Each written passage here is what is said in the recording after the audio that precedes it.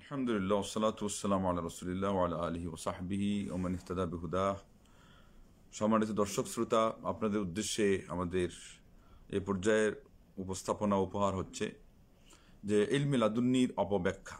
ইলমে লাদুন্নি আল্লাহ রাব্বুল আলামিন খিদির আলা নবীনা ওয়া আলাইহিস সালাম সম্পর্কে বলেছেন যে ওয়া আতাইনাহু মিন লাদুন্না ইলমা, আমি তাকে আমার পক্ষ থেকে ইলম দিয়েছি। আল্লাহর পক্ষ থেকে ইলম দিয়েছেন, এটা সকল ইলম আল্লাহর পক্ষ থেকে আসে, বরং বিশুদ্ধ ইলিমটাই আল্লাহর পক্ষ থেকে আসে, আর অশুদ্ধ ইলিমটা বান্দাদের পক্ষ থেকে আসে।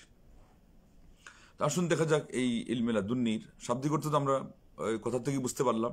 আল্লাহ বলছেন আমার পক্ষ থেকে। লাদুন মানে কোনো জিনিস কারো পক্ষে থাকলে, কারো পক্ষ থেকে দেওয়া হলে সেখানে বলা হয় তার পক্ষ থেকে দেওয়া হয়েছে। মিন লাদুন অমুকের পক্ষ থেকে, এটা হলো লাদুন মানে পক্ষ। তো আল্লাহ নিজে বলছেন যে আমার পক্ষ থেকে, এখানেও তারা শুধু বের করে ফেলেছে। তো সেই জন্য এর সংজ্ঞাতে আমরা গিয়ে দেখবো যে হক্কানি আলিমগণ কি বলেছেন।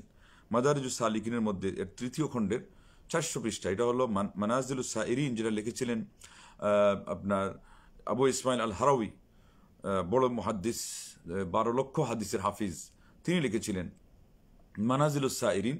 তো সেটার মধ্যে সুফি মতবাদের অনেক কিছু ভ্রান্তিমূলক কথা এসে গেছিল, ওগুলোকে সংস্কার করে ইবনুল কাইয়িম রাহিমাহুল্লাহ মাদারিজুস সালিকিন বাইনা মানাজিলি ইয়াকা না'বুদু ওয়া ইয়াকা নাস্তাঈন, এই যে ইয়াকা না'বুদু ওয়া ইয়াকা নাস্তাঈন এই আয়াতের ব্যাখ্যাতে কিন্তু এত বড় বই লেখা হয়েছে।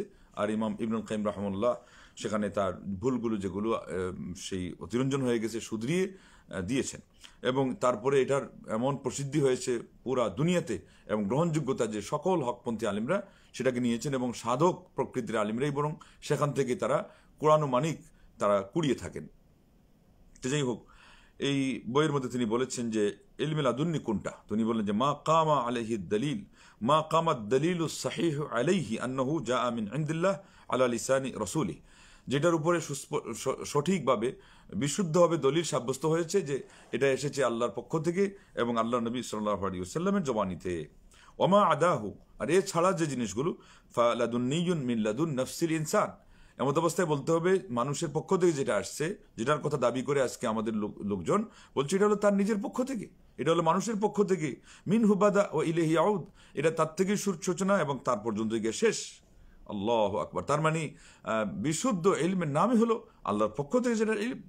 আর যদি সেখানে এমন কিছু থাকে যেটা হলো সচরাচর গতানুগতিক এবং সহজ ইলমের বিপরীতে কোনো কঠিন ইলম, তাইলে সেটার সম্পর্কে আগেও আপনাদের সামনে এই ঘটনা বলা হয়েছে যে 101খানা তাফসির পড়ার পরে শেখুল ইসলাম ইবনে তাইমিয়ার মতো মানুষ রাহিমাহুল্লাহ পরিত্যক্ত মসজিদে গিয়ে তিনি ধুলো মাখিয়ে আল্লাহকে বলতেন যে ইয়া রব্বা দাউদ আলিন আলাইয়াল মাসআলাহ কামা আলানতা আলা দাউদ আল হাদিদ, ওহে দাউদ নবীর রব, তুমি আমার উপরে বিষয়টাকে সহজ করে দাও, যেমন দাউদ নবীর উপরে তুমি লোহাকে নরম করে দিয়েছিলে সেটা হবে। এবং তখন তিনি বলতেন যে এই এত কিছু পড়াশোনা করার পরে, তার মানে জটিল কোনো ইলমের বিষয়, সুখ্যাতিপূর্ণ কোনো শাস্ত্রীয় বিষয়, যে কোনো প্রসঙ্গেরই হোক যেটা অনেক জটিল, এটা কোনো এমন বিষয় নয় যে বেসিক হলে তো এটা কোরআন সুন্নাতে সুস্পষ্ট থাকতেই হবে। তা না হলে আপনি আল্লাহকে বলছেন, আল্লাহ নবী সাল্লাল্লাহু বলছেন যে তারা পরিষ্কারভাবে বুঝাই দেন নাই, এবং ইসলামটা তাহলে সবার জন্য না, ওই জন্য তো এখানে ডুবে ডুবে তারা পানি খায়, অথচ এটার কোনো সুযোগ এখানে নেই। এবং এটা করতে গিয়ে তারা বলছে যে খিজির আলাইহিস সালাম নাকি তিনি নবী ছিলেন না, সেই জন্যই তিনি নবী না হওয়া সত্ত্বেও মুসা আলা নবীনা ওয়া আলাইহিস সালাতু ওয়াস সালামকে যে তার কাছে যেতে বলা হয়েছিল, এখন তারা বলছে যে এই মারিফতের ইলম যেটা এবং ইলমে লাদুন্নি, এটা হলো নবুয়তের ইলমের চেয়ে আরো বেশি প্রাধান্যপ্রাপ্ত। নাউযুবিল্লাহ নাউযুবিল্লাহ। তাইলে আসুন এটার আমরা উত্তর নেই যে খিদির আলাইহিস সালাম কি নবী ছিলেন না? খিদির আলাইহিস সালাম বিশুদ্ধ মত অনুযায়ী তিনি নবী ছিলেন, এবং এর দলিল হলো ওমা ফাআলতু মিন আমরি আন আমরি, তিনি বলছেন সূরা কাহফের 82 নম্বর আয়াত, তিনি যে কাজগুলো করলেন মুসা আলাইহিস সালামের বুঝে আসলো না, ওই নৌকাকে ছিদ্র করে দিলেন, একটা বালককে মেরে ফেললেন, এই ধরনের অবোধগম্য বিষয় যেগুলোর ব্যাখ্যা তখনও মুসা আলাইহিস সালামের কাছে পরিষ্কার ছিল না। আর উনি যেহেতু নবী, তার কাছে আল্লাহ রাব্বুল আলামিন ওই জ্ঞান, ওই ওয়াহি, ওই বিদ্যাগুলো দিয়ে রেখেছেন, এবং আল্লাহর সাথে সম্পর্ক হয়েই সেই কাজগুলো তিনি করছেন। এটা আলাদা কোনো ইলহাম দিয়ে নয়, ইলহামের কথা আমরা পরে বলবো ইনশাআল্লাহ। তো তিনি বলছেন যে এটা আমার পক্ষ থেকে নয়, তার মানে আল্লাহর পক্ষ থেকে। এবং এটারই কথা আদওয়াউল বায়ানের 3য় খণ্ডের 323 পৃষ্ঠায় বলেছেন শেখ শানকিতি রাহিমাহুল্লাহ, এবং ইমাম কুরতুবী তার তাফসিরের মধ্যে 11তম খণ্ডের 39 পৃষ্ঠায় তিনি সেটা বলেছেন যে এটা হলো ওহীর মাধ্যমে করা হয়েছে। তারা বলে কি যে এখানে ইলহাম উনি ইলহামের কথা আবুল মুজাফফর সামআনি বলেছেন কাওয়াতিউল আদিল্লা ফিল উসুলের মধ্যে, যে তোমাদের কাছে ইলহাম আসলো কোত্থেকে, ইলহামের দলিল কোথায় পাইলে তোমরা? এই কিতাবের 2য় খণ্ডের 351 পৃষ্ঠায় তিনি বলেছেন। তার মানে আলেম উলামারা তারা হলো আল্লাহর ওলি, তাদের কাছে যে ইলমটা আসে ওইটাই হলো সঠিক দলিল প্রমাণ নির্ভর, ওইটাই হলো ইলমে লাদুন্নি। এবং আগের আলোচনায় গিয়েছে যে ইমাম নাওয়ী রাহিমাহুল্লাহ উল্লেখ করেছেন, ইমাম আবু হানিফা রাহিমাহুল্লাহ এবং যথাক্রমে ইমাম শাফি রাহিমাহুল্লাহর পক্ষ থেকে, যে ইন লাম ইয়াকুনিল উলামাউ আউলিয়া আল্লাহ ফালাইসা ফিল আরদি ওয়ালি, যদি আল্লাহর দ্বীনের আলেমরা ওলি না হয় এবং অন্য শব্দে এসে ফুকাহারা যদি ওলি না হয়, তাহলে এই পৃথিবীর মধ্যে কোনো ওলি নেই। তারা একটা ওলায়াতের আলাদা একটা মানে সেক্টর বানিয়ে ফেলেছে, যেখানে গোলা পানিতে মাছ শিকার করে নিজেরাও বিভ্রান্ত হবে এবং জাতিকে এবং মানুষকে বিভ্রান্ত করবে। তাদের হলো এই হলো তাদের চিন্তা চেতনা। আল্লাহ হেদায়েত করুক। সবশেষে যে কথাটা বলে শেষ করে দিব সেটা হচ্ছে এই, যে ওই যে শুনেছিলেন ডক্টর কফিলউদ্দিন সাহেব ইমাম আহমদ হাম্বলের নামে উনি মিথ্যারোপ করেছিল, যে উনি নাকি বাগদাদের শহরে একটা মানুষকে পাইলেন, যার জামা কাপড় দেখে তিনি অভিভূত হয়ে গেলেন, তাকে হাদিস জিজ্ঞাসা করলেন, লা হাওলা ওয়ালা কুওয়াতা ইল্লা বিল্লাহ, মিথ্যা কথা। এবং এটার বাস্তব প্রমাণ হলো যে এই ঘটনা পাওয়া গেছে সাহাল বিন আব্দুল্লাহ তুস্তরির জীবনীর মধ্যে। তিনি বলেছেন ওয়াকাআত লি মাসআলাতুন ওয়া আনা ইবনু 13 সানা, 23 বছর বয়সে ছোট মানুষের কাছে তো ইসলামের যে কোনো একটা জিনিস না হয় কঠিন হতেই পারে। এবং বলছেন মাস আলা, এটা বলেন নাই হাদিস, লা ইলাহা ইল্লাল্লাহ বলে দিয়েছে। হাদিসের বিষয়ের মানে জটিলতা ওই মানে মারিফতের লোকজন বলে দিয়েছে। কত বড় মানে ধোঁকাবাজি, কত বড় প্রতারণা। তো তিনি বলছেন তারপরে আমাকে বললাম আমাকে বসরা শহরে যেতে দাও, এটা ওই ইয়েতে ইরাকে।